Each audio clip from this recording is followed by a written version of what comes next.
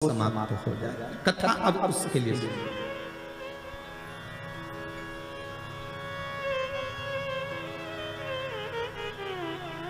एक बार आदि शक्ति मां जगत जननी जगदम्बा दुर्गा भवानी भगवान शंकर के पास जाती हैं और भगवान शिव से मां जगत जननी दुर्गा भवानी ने एक बात कही कि प्रभु सुनिए,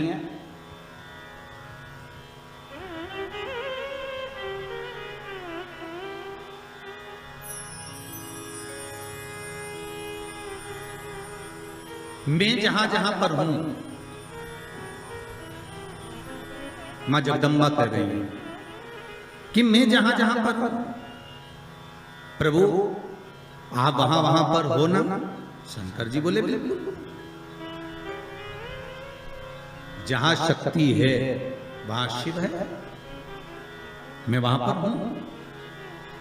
तो जगत जननी जगदम्बा के मुख से निकल गया प्रभु फिर जहां पर शिव है वहां पर भी शक्ति है, जहां शंकर है वहां स्वयं आदि शक्ति जगदम्बा पार्वती, मैं वहीं पर हूं जहां पर शंकर भगवान ने कहा सुन पार्वती, तू जहां पर है वहां पर शंकर है।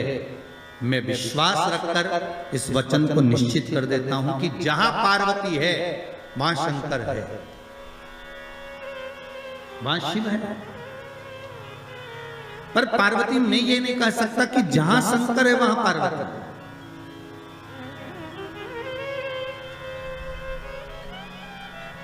जहां पार्वती है वहां शिव है, ये पक्का है। जहां पार्वती है वहां शंकर है, ये निश्चित है, ये पक्का है। पर जहां शंकर सुता है, जहां शिव है, वहां पार्वती हो, ये पक्का है।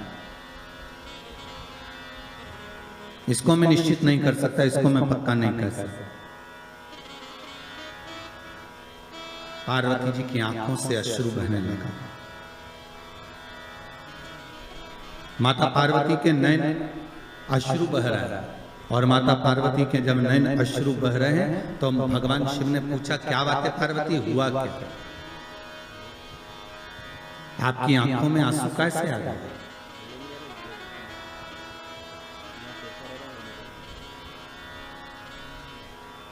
ये अश्रु क्यों आ रहा है, किस लिए?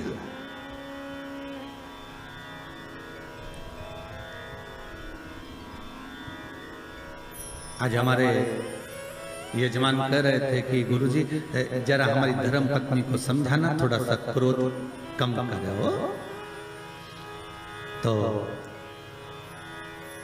हमने कहा जरा तुम अपनी धर्म पत्नी से बात करवाइए तो उन्होंने अपनी धर्म पत्नी से बात कराया। तो उनको देखकर लगा कि क्रोध तो करती होंगी पर यह भी पक्का है कि इनका स्नेह पति के प्रति ज्यादा ही होगा, क्योंकि शिव महापुराण की कथा कहती है कि पार्वती ने शंकर भगवान से 2 वर मांगे थे काशी की भूमि में। पार्वती जी ने शंकर भगवान से 2 वर मांगे थे। पहला वर माता पार्वती ने शिव जी से मांगा था कि पहला वर दीजिए जिस पति पत्नी में झगड़ा हो उसमें प्रेम बहुत बढ़े। तो शंकर भगवान ने कहा तथास्तु, तो उसका एक असर तो आज दिख गया। ठीक है, मतलब जब बात सामने आ जाए तो समझ लो कि मतलब शिव जी ने जो वर दिया था वो गलत नहीं है कि जहां पर प्रेम बहुत हो। पार्वती जी कह रही हैं कि ऐसा वर दो जहां प्रेम,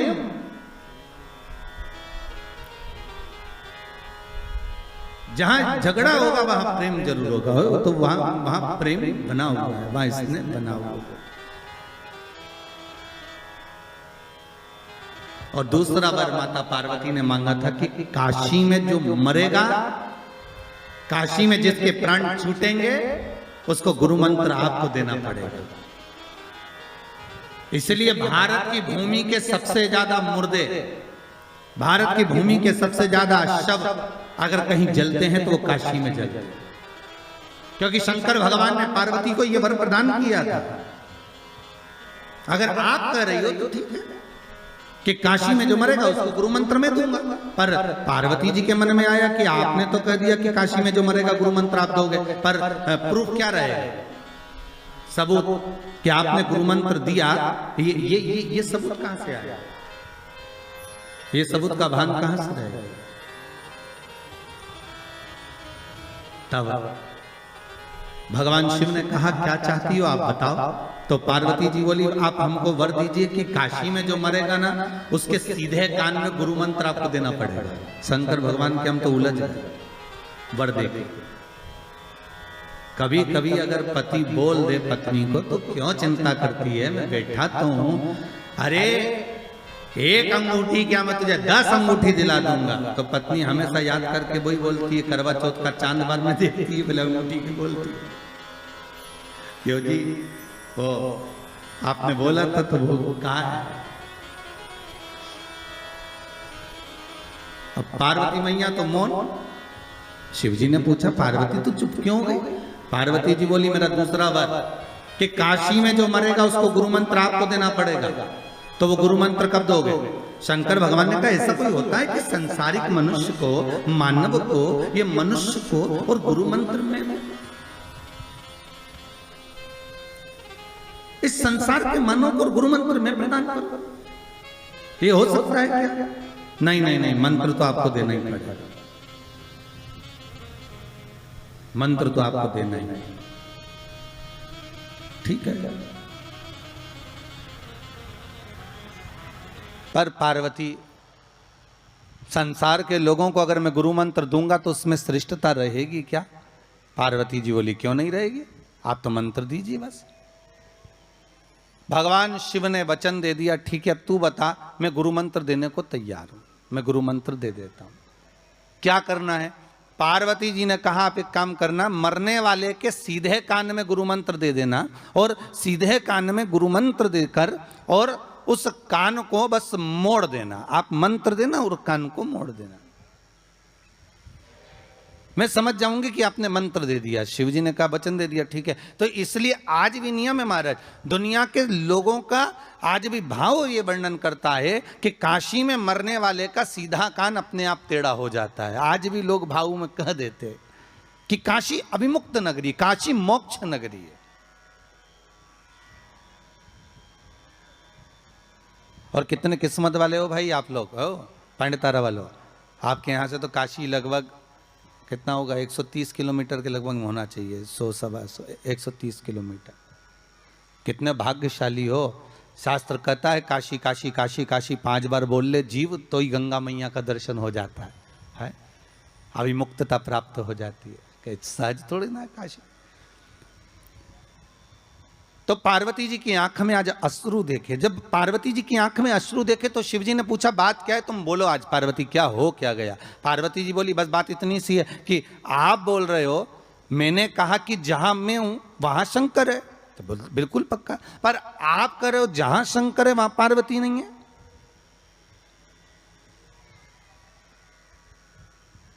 जहां शिव है वहां पार्वती नहीं है। आखिर क्यों, किस लिए। शंकर भगवान कहते हैं ओगढ़दानी त्रिकालदर्शी कैलाशी मेरा शंभु, मेरा शंकर, मेरा ओगढ़दानी, मेरा भूतेश्वर, मेरा भूतनाथ, मेरा त्रिकालदर्शी, मेरा महामृत्युंजय कह रहे हैं। हरि पार्वती तो जानती नहीं है, तो मुझे पहचानती नहीं। कुछ स्थान ऐसे हैं पार्वती जहां पर मुझे तेरे बिना भी रहना पड़ता है।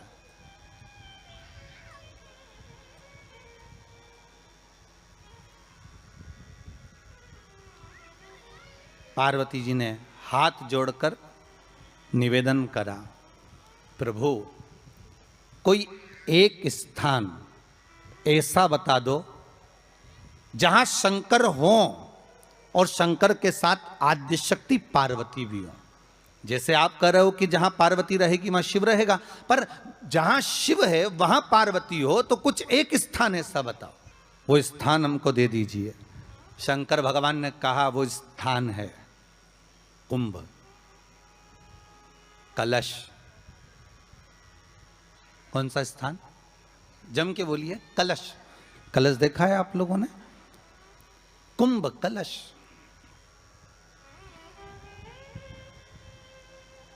उस कलश में हे पार्वती, जहां शंकर है वहां तू भी विराजमान होगी, और केवल एक रूप में नहीं, सारी विद्याओं के रूप में तू उसमें संजू रहेगी।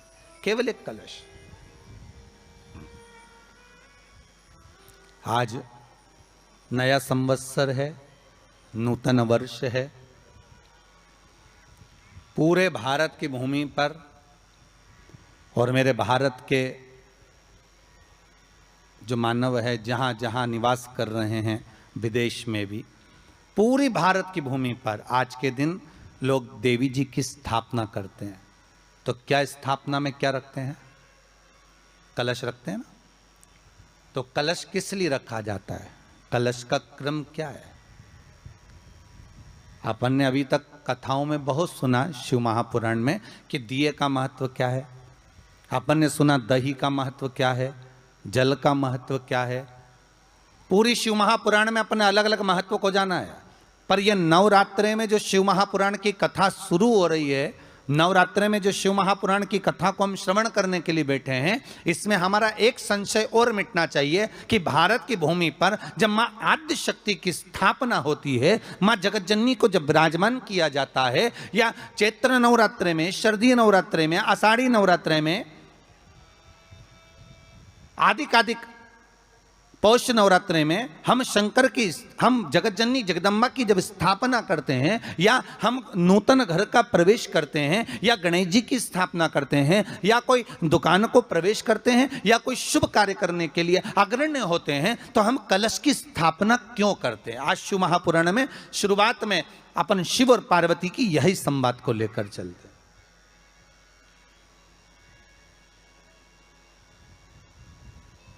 आखिर कलश में ऐसा क्या है? कलश के अंदर आखिर ऐसा क्या विराजमान है कि 33 कोटि देवता उस कलश के अंदर आकर बैठ जाते हैं? महाराज,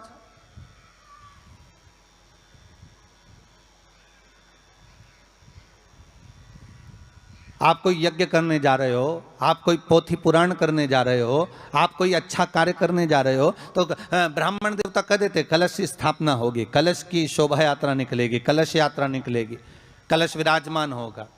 और आज हर की पौड़ी पर, प्रयागराज में, या उज्जैनी में, नासिक में जो बड़े बड़े कुंभ के मेले होते, कुंभ का मतलब भी तो कलश से होता है। उसकी महत्वता क्यों है? उस कुंभ की, उस घड़े की महत्वता कहां से प्रकट हो गई? शिव महापुराण की कथा कहती है महाराज, भगवान औघड़दानी शंकर स्वयं आद्य शक्ति जगदम्बा से कहते हैं कि जगदम्बा तू क्या चाहती है बोल। तो जगतजननी जगदम्बा कहती है कि जहां मैं हूं वहां शंकर है। ये आपने कह दिया, पर जहां शंकर है वहां पार्वती का होना जरूरी है। उसके लिए सिद्ध करने के लिए एक स्थान ऐसा बनाया जाए जहां पर शंकर विराजमान है और शंकर के साथ पार्वती विराजमान है। तो शिव जी ने कहा, पार्वती उसके लिए मैं तुझे एक सुंदर कलश का निर्माण कर देता हूं। दुनिया का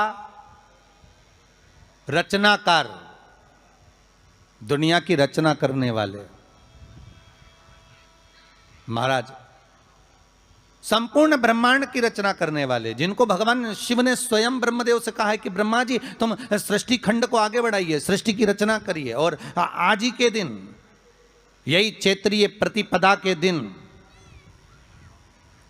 यही इसको कहते हैं नया संवत्सर, नया वर्ष।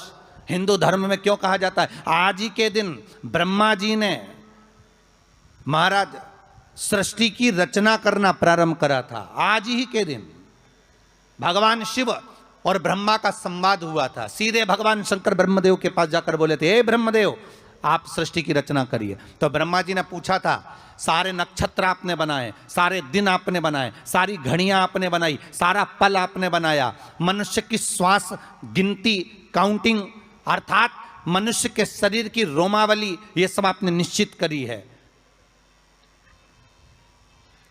मनुष्य की कितनी धड़कन चलेगी, कितनी श्वास चलेगी, 21,600 श्वास जो मानव के शरीर से प्रतिदिन निकल रही है, 3.5 करोड़ रोम छिद्र जो मनुष्य के शरीर में बने हुए हैं, ये संपूर्ण बनाने वाले आप हो। एक एक घड़ी, एक एक पल, एक एक नक्षत्र, एक एक समय बनाने वाले आप हो। हर श्वास को बनाने वाले आप हो। तो आपसे मुझे कहना है कि एक निर्माणकर्ता ब्रह्मदेव, आप ब्रह्मा जी कर रहे हैं, तो एक काम करो ना कि सृष्टि की रचना भी आप करो। भगवान ब्रह्मा ने शिव जी से कहा कि सृष्टि की रचना आप करिए।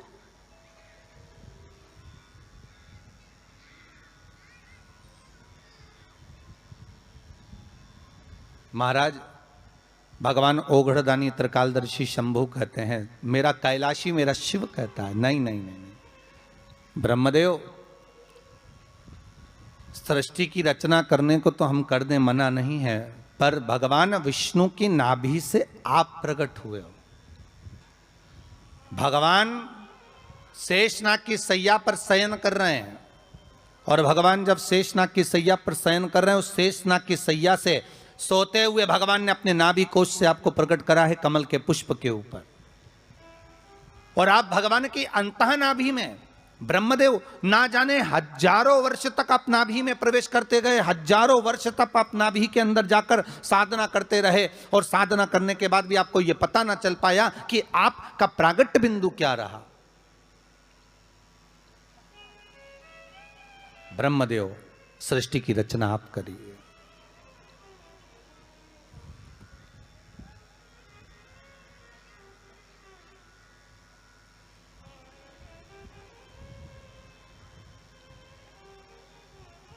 ब्रह्मा जी कह रहे हैं, नाथ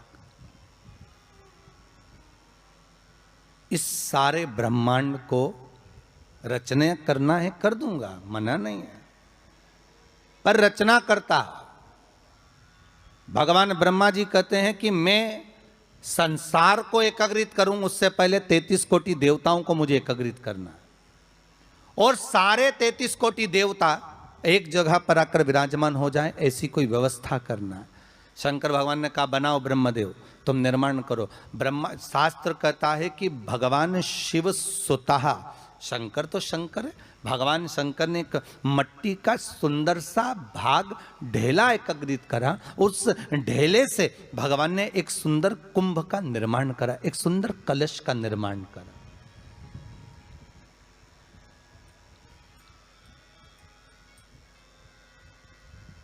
देखिए कितनी सुंदर कथा है। अगर आप लिंग पुराण में इस कथा को निकालोगे तो एक आनंद की अनुभूति और होगी।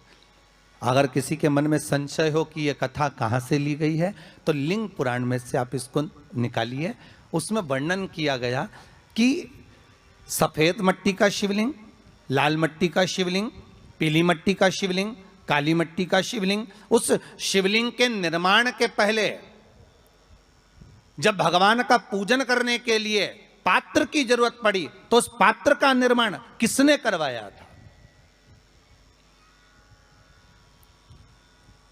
और सबसे पहला पात्र निर्मित, सबसे पहला पात्र का निर्माण, ये तांबा, सोना, चांदी, पीतल, इनके पात्र तो बाद में बने साहब। सबसे पहला पात्र बना ही काय का था? जम के बोलिए जरा, काय का बना था?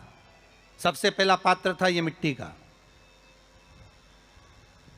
आज भी हिंदू धर्म में भले तुम्हारे घर में सोने के कलश हो, भले चांदी के कलश हो, भले तुम्हारे घर में पीतल और तांबे के पात्र रखे हों, पर आज भी अगर ब्राह्मण कहेंगे कि हमें कोई यज्ञ करना है, अनुष्ठान करना है, हमें ये स्थापना करना है, तो ब्राह्मण एक ही बात कहेंगे कि तांबा, पीतल, चांदी के हमें पात्र नहीं चाहिए। ब्राह्मण कहेगा मैं मिट्टी के कलश लाकर रखो।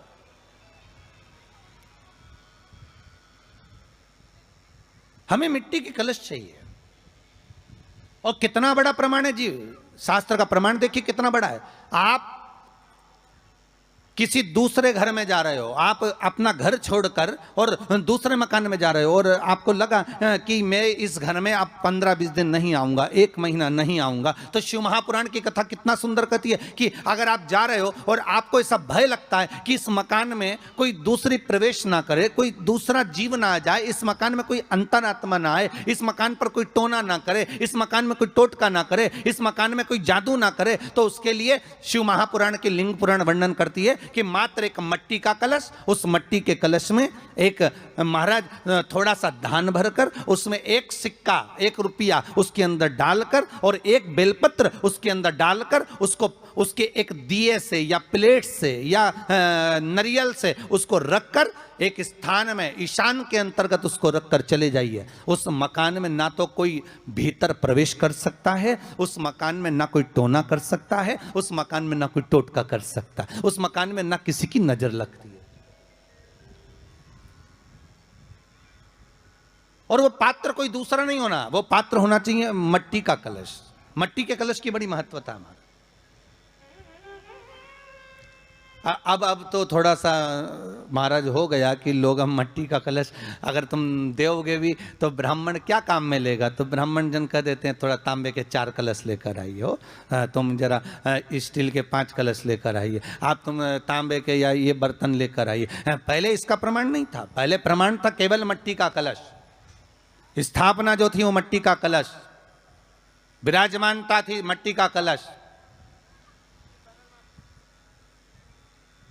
जिसका निर्माण स्वयं भगवान शिव शंकर, भगवान शंभु, भगवान त्रिकालदर्शी कैलाशी स्वयं लिंग पुराण के अंतर्गत शास्त्र वर्णन करता है कि जिसमें सुंदर शिवलिंग की स्थापना करी गई, शिवलिंग का निर्माण करने के लिए भगवान ने। और स्कंद पुराण में भी आता है यही बात, शिव महापुराण में भी आती है। और आपको पहले भी कथा में कहा कि ब्राह्मण सफेद मट्टी का शिवलिंग बना, पहले भी कथा में कहा, आज फिर कह रहा है।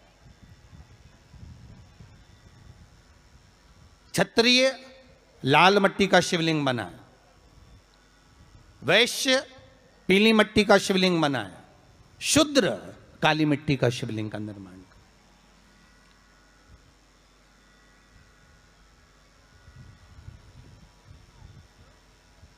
काली मट्टी का शिवलिंग का निर्माण कर।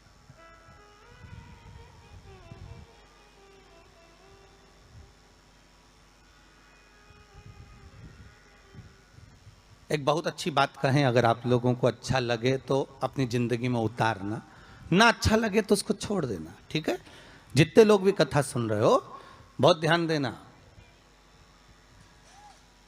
ये जो पानी पीने का जो मटका होता है ना, जिसको हमारे यहाँ कलश कहा जाता है, हंडा कहा जाता है, जिसको हमारे यहाँ परिंडा कहा जाता है, मटका कहा जाता है, तो पहले जो मटका चलता था वो लाल कलर का चलता था, ठीक है। उस पर कलाकृति करते थे लोग, उस पर डिजाइन करते थे। आपके यहाँ भी होगा, जितने लोग कथा सुन रहे हो ना, आपके यहाँ भी मटका होगा, लाल कलर का चलता था। अभी अभी जो मटका चल रहा है ना, उसका कलर चेंज कर दिया गया। कौन सा कलर का हो गया? वो काले कलर का बेचने लगे। तो वो बेचने वाला क्या कहता है कि साहब ये सफेद, ये लाल जो मटका है ना, इस मटके से मजबूत अगर कोई मटका है तो वो काला है। बोलो सही है कि गलत है? अरे बोलो तो सही है ना। आप कभी जाओगे बाजार तो कह देगा, कुमार भी कह देगा, ये जो मटका है ना लाल वाला, इस लाल वाले मटके से मजबूत ये काला वाला मटका है, ये काला मटका है। और महाराज इससे पानी ज्यादा ठंडा ये कर देगा। पर शिव महापुराण की कथा, लिंग पुराण की कथा कहती है, और अगर आपने बैसाख मास की कथा को श्रवण कराओ, बैसाख की एक कथा होती है, उसको अगर आपने श्रवण कराओ तो उसमें वर्णन आता है कि घर के अंदर जहां पर आप पानी पीते हो, जिस स्थान पर अन्नपूर्णा निवास करती है, जिस स्थान पर अन्नपूर्णा का वासा होता है, रसोई घर में जहां पर भोजन बनता है, उस स्थान पर काला मटका नहीं रखा जाता। काला हंडा, काला मटका उस स्थान पर नहीं रखते। पर आज फैशन के हिसाब से, अरे साहब वो ये मटका थोड़ा कम ठंडा पानी देगा तो ये मटका ज़्यादा ठंडा पानी देगा, तो उसको काले मटके को रखें। पर हमारा शास्त्र कहता है काला मटका लोग रखते कहाँ थे? पहले जो शास्त्र रीति थी, उस काले मटके को रखते थे जब मकान बनता था, जब प्रॉपर्टी बनती थी, जब जमीन बनती थी, जब जायदाद बनती थी, संपदा बनती थी, तो उस स्थान पर उस काले मटके को केवल नजरोटे के लिए, केवल हाय के लिए, केवल नजर के लिए रखा जाता था। उसको लोग लेना पसंद नहीं करते। पर आज के व्यक्ति को अगर कह दिया जाए कि ये 2 मटके रखे हैं साहब, लाल भी है और काला भी है, तो कौन सा पसंद करेगा? वो काला वाला ही दे दीजिए साहब, ये पानी ज़्यादा ठंडा करेगा, उसकी श्रेष्ठता रहेगी। नहीं, शिव पुराण कह रही, भगवान कुंभ का निर्माण कर रहे हैं, भगवान कलश का निर्माण कर रहे हैं, और भगवान स्वयं ब्रह्मदेव कर रहे हैं कि आप ऐसा निर्माण कर दो जिसमें 33 कोटि देवता स्वतः विराजमान हो जाए। तो भगवान ने उस कलश का निर्माण कर दिया। अब कलश का निर्माण करा तो स्वयं भगवान ब्रह्मदेव बोले, प्रभु इस कलश के अंदर मेरा स्थान कहां है? मेरा स्थान कहां है?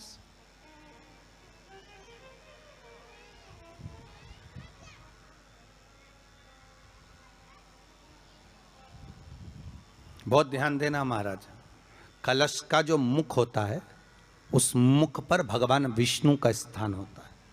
किसका स्थान है? भगवान विष्णु का। थोड़ा सा नीचे आओगे, जहां से कलश का मुख दबा हुआ होता है, वह जगह भगवान स्वयं शिव की होती है। किसकी जगह है? भगवान शंकर की। कलश का अग्रभाग, नीचे का भाग जहां से फैला हुआ होता है, वहां ब्रह्मा का आधिपत्य स्थापित होता है। फिर कलश का जो नीचे का भाग होता है वो भगवान शिव और शक्ति का स्थान होता है। कलश के बाहरी भाग में, जहां पर बाहर का हिस्सा होता है, उस कलश के बाहरी भाग में 33 कोटि देवताओं को भगवान शंकर ने लाकर विराजमान किया होता है। महाराज भगवान शंकर 33 कोटि देवताओं को निमंत्रण देकर उस कलश में विराजमान कर दिया।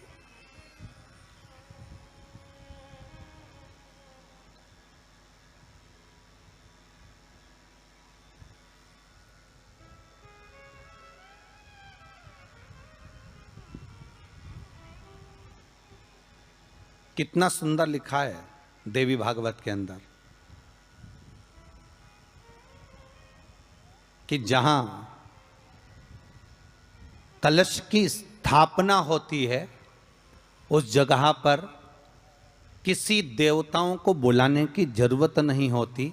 33 कोटि देवता उस जगह पर स्वतः विराजमान हो जाते हैं। स्वयं 33 कोटि देवता स्वयं वहां विराजमान। और कितनी महत्वता कलश की महाराज।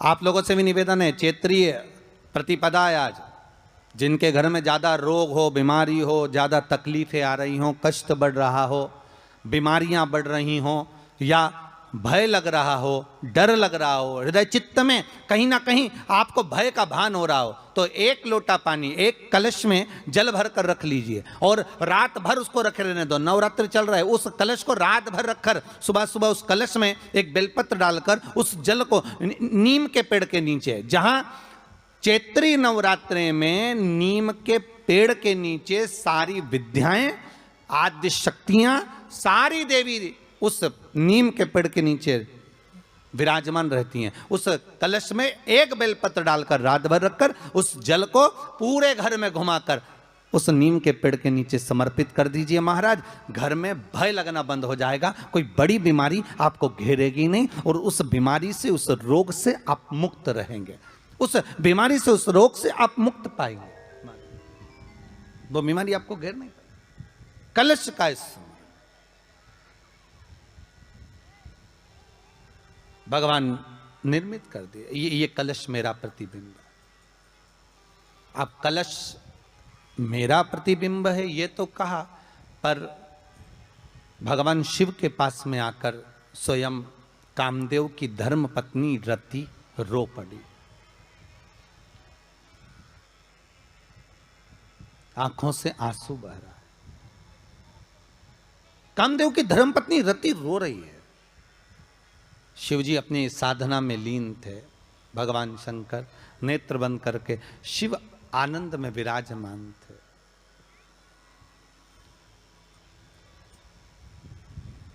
नेत्र बंद बाबा।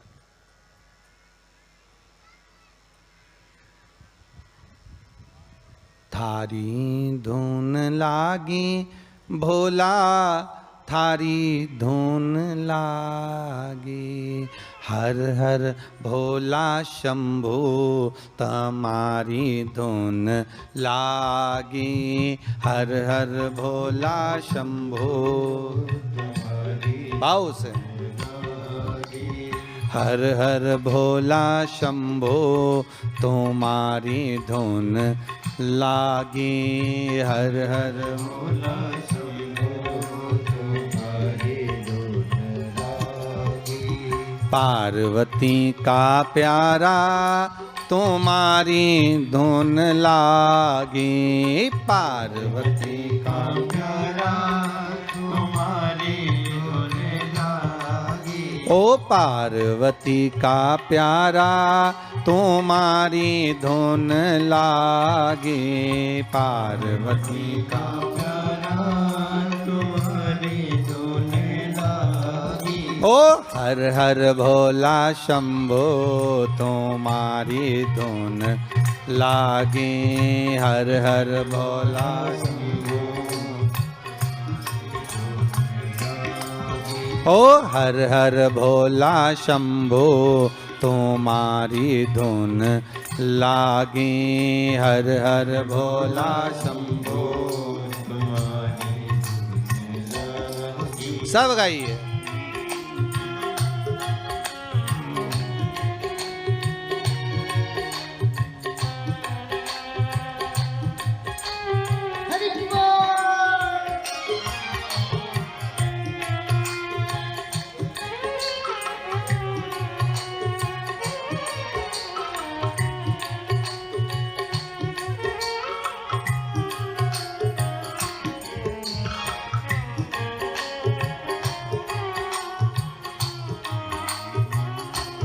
जय हो।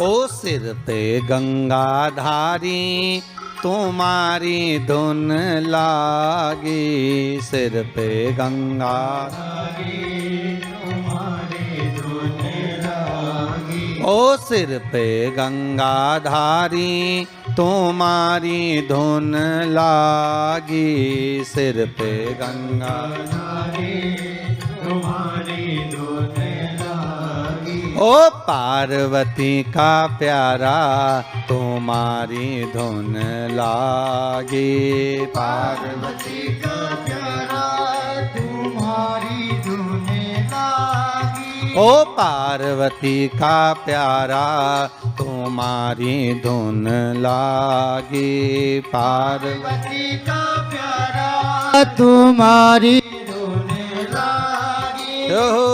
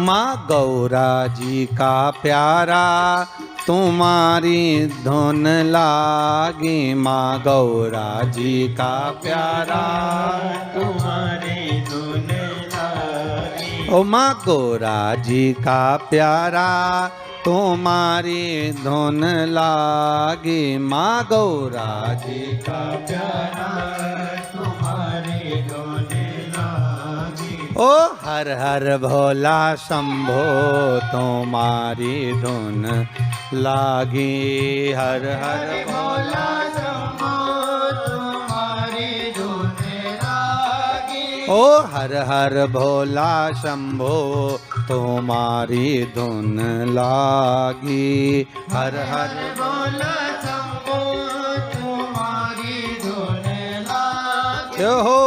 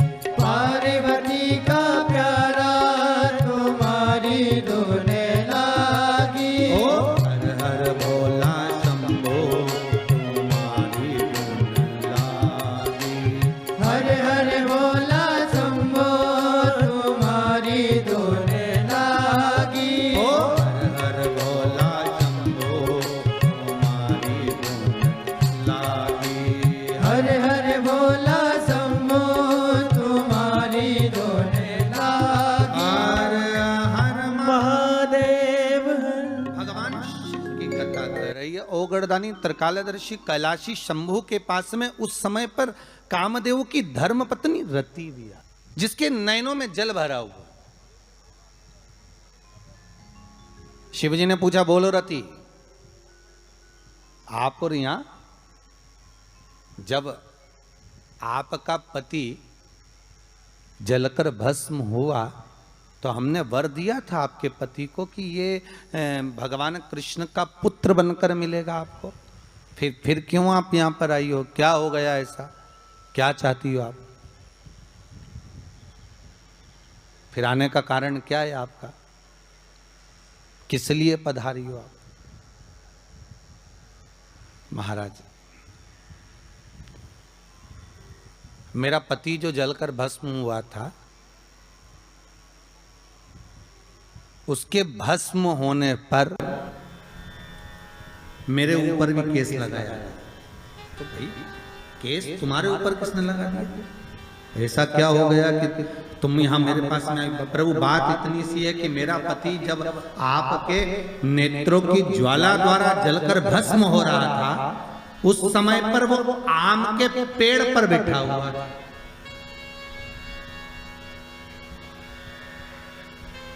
कौन से पल्लव थे? आम के पल्लव, आम के डालियों में, आम के पल्लव में मेरा पति छुपा हुआ।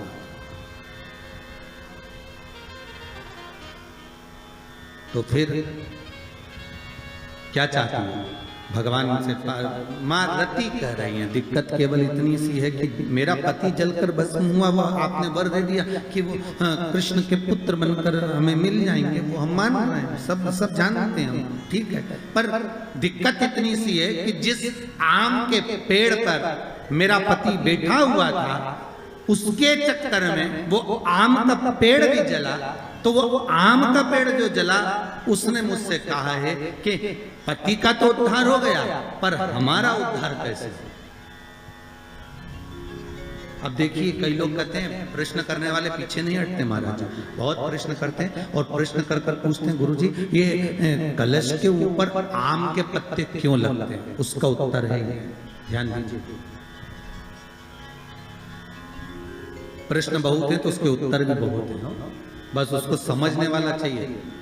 और आप लोगों को तो आज बहुत बहुत भगवान ने कृपा करी है, जो आप पहले दिन ही कलश स्थापना होती है और पहले दिन ही आपको ये ज्ञान हो जाए कि बच्चे पूछें कि कलश क्यों रखा जाता है, कलश के ऊपर आम के पत्ते क्यों लगाए जाते हैं, कलश के ऊपर नारियल क्यों रखा जाता है, कलश के ऊपर 9 बार मोली क्यों बांधी जाती है, मोली मतलब लच्छा नाड़ा 9 बार क्यों लपेटा जाता है नारियल के ऊपर, कलश के ऊपर जब रखते हैं।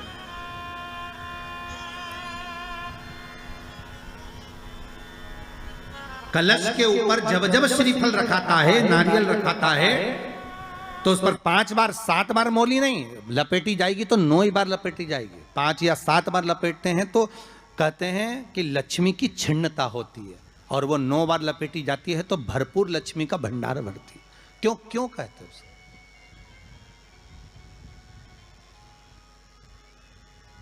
महाराज आम के पल्लव, तो मैं केवल आपसे इतना सा निवेदन करना चाहती हूँ, आपसे केवल इतना कहना चाहती हूँ कि प्रभु मेरे मन का संशय मिटा दीजिए, और जो आम का वृक्ष मेरे पति के साथ जलकर भस्म हुआ है उसकी विनती को आप स्वीकार कर लीजिए, आप उसके लिए भी कुछ कृपा कर दीजिए।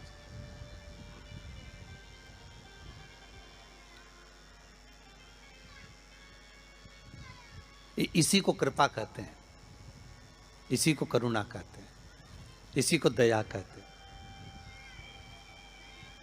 भगवान बोले अब आप आई हो रति, ठीक है, मांगो क्या चाहिए, बस इतनी कृपा कर दीजिए कि आम के वृक्ष का भी उद्धार कर दो।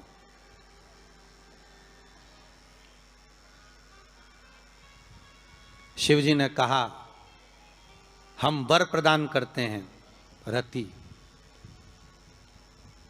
जहां शिव और शक्ति है, जहां 33 कोटि देवता इस कलश के अंदर विराजमान होंगे, उस जगह पर स्वयं कंठ पर जहां पर मेरा निवास होगा, उस जगह पर ये आम के पल्लव अमृत के तुल्य माने जाएंगे, और इनका निवास हमारे ही हाथ में, हमारे ही हस्त कमल में विराजमान होगा, हमारे ही हाथ में। कितना सुंदर है महाराज जी। उस आम के पल्लव की महत्वता को जरा जानिएगा, बहुत बहुत ध्यान दीजिएगा। आम के पत्ते देखें आप लोगों ने, अरे बोलो जम के तो बोलो, देखें उसका प्रयोग कभी आप लोगों ने करा? आम के पत्ते का कभी प्रयोग कर कर देखिएगा। अभी तो नवरात्रि चल रही है, नवरात्रे में जब 5वां दिन नवरात्रे का रहे, चैत्री नवरात्रे का 5वां दिन रहे, और मान लो कि आपके घर में किसी बच्चे की, लड़के की या लड़की का या मंगल विवाह नहीं हो रहा हो, या शादी नहीं हो रही हो, या उस लड़के लड़की के लिए बहुत प्रयास कर लिया आपने और उसकी शादी हो ही नहीं रही, अथक प्रयास आपने कर लिया और उसका मंगल विवाह नहीं हो रहा, तो ये देवी भागवत में स्पष्ट कहा गया है, देवी भागवत में वर्णन किया गया है, देवी भागवत में वर्णित किया गया, और देवी भागवत में कहा गया कि आम का जो पत्ते होते हैं, आम का जो पत्ता होता है, आम का जो पल्लव होता है, उस आम के पत्ते पर हल्दी और सिंदूर, इन दोनों से स्वस्तिक का निर्माण किया जाए। देवी भागवत का संवाद है, बहुत ध्यान देना महाराज। जिन कन्याओं का विवाह ना हो पंचमी के दिन, नवरात्रे की कोई सी भी पंचमी, मतलब जो पंचमी तिथि पड़ेगी, कोई भी नवरात्रा हो, चाहे वो 4 नवरात्रे में से, चाहे वो पौष का हो, अश्विन का हो, चैत्र का हो, आषाढ़ का हो, किसी भी नवरात्रे में आप कर सकते हैं। एक पान के पत्ते पर, एक ही पत्ते पर जो 2 स्वस्तिक बनेंगे, एक हल्दी का बनेगा, एक सिंदूर का बनेगा। बस अंतर इतना है, जो हल्दी का स्वस्तिक है उस पर कंकु के चावल अर्थात रौली के चावल, रोली कुंकू के चावल रखना है, और जो सिंदूर का है उस पे हल्दी के चावल रखना। इतना रखकर जिस लड़का लड़की का विवाह नहीं होता उसकी हथेली पर रखकर उसका नाम और गोत्र बोलकर महाराज उसको ले जाकर नीम के पेड़ के नीचे उसको रख दिया जाता है। मात्र 3.5 या 4 महीने ऐसे रहते हैं जिसके अंदर उस लड़का लड़की का विवाह पक्का हो जाता है। जिसका विवाह नहीं होता केवल उसी के लिए, जिसका मंगल विवाह ना हो रहा, आम के पल्लव में शिव का वर प्रदान है, आम के पल्लव में शंकर का आशीर्वाद। आम के पल्लव में शिव का आशीर्वाद।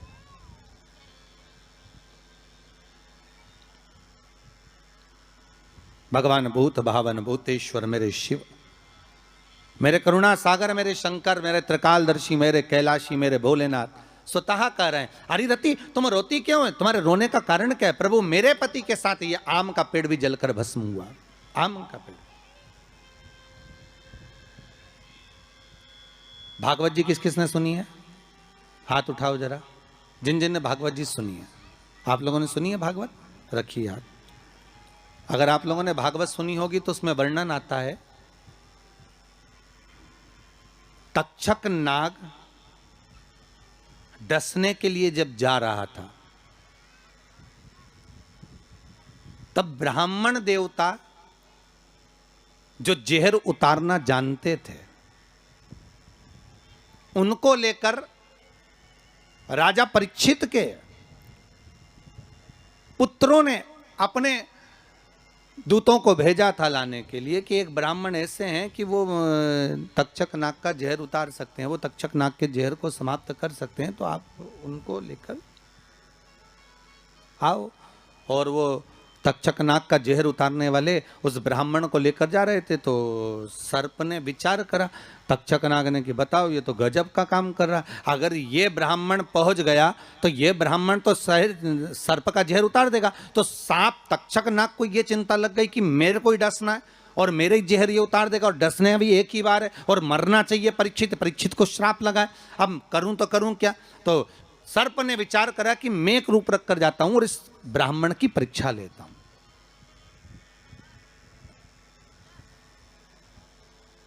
सर्प रूप रख कर गया। भागवत आप लोगों ने श्रवण करी होगी। तो जब तक्षक रूप रख कर गया और उस ब्राह्मण के पास में जाकर पूछा कि ब्राह्मण देवता ये बताओ कि आप कहां जा रहे हो? तो ब्राह्मण बोला आपको नहीं मालूम, राजा परीक्षित को सांप डसने वाला है तक्षक नाग और मैं जहर उतारना जानता हूं। अच्छा, आप जहर उतार दोगे? हाँ। तो किस लिए जा रहे हो? जहर उतारने के लिए। तो जहर उतारने क्यों जा रहे हो? तो कहा राजा है राजा, जब राजा का जहर उतारेंगे तो मुद्रा भी कितनी मिलेगी आपको मालूम नहीं है क्या? अच्छा, ब्राह्मण देवता इसलिए जा रहे हो? हाँ। पर उसको तो किसी संत ने श्राप दिया।